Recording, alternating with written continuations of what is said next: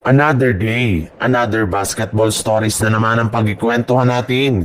At ngayon nga ay ang pag-uusapan natin ng balitang si Kevin Love at Kelly Oubre Jr. sa Los Angeles Lakers at ang balitang 3-team trade na gagawin ng Golden State Warriors.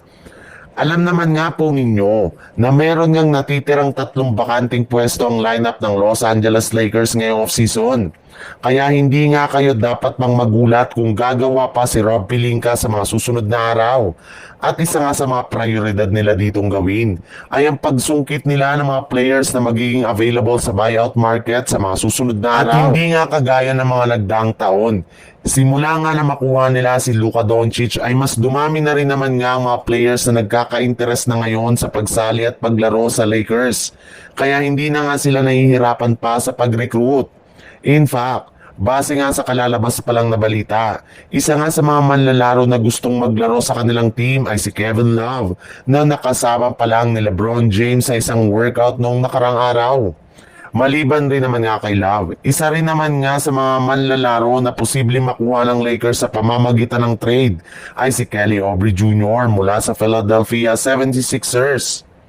Sa ibang balita naman, bagamat man nga wala pang nagagawa ni isa mang move o trade ngayong offseason ng Golden State Warriors, ay hindi pa rin naman nga daw humihinto ang kanilang front office sa pakikipag-usap sa mga team para tuluyan na nilang maikasa ang trade ni Jonathan Kuminga sa lalong madaling panahon. At simula nga nang umayaw ang Golden State Warriors sa mga kupunan ng Sacramento Kings at Phoenix Suns, ay may ibang mga team na nga silang kinakausap katulad na lang ng Chicago Bulls since gusto nga nila dito na makuha ang isa ring restricted free agent na si Josh Giddey na hanggang ngayon ay hindi pa rin naman nga pumipirma ng bagong kontrata.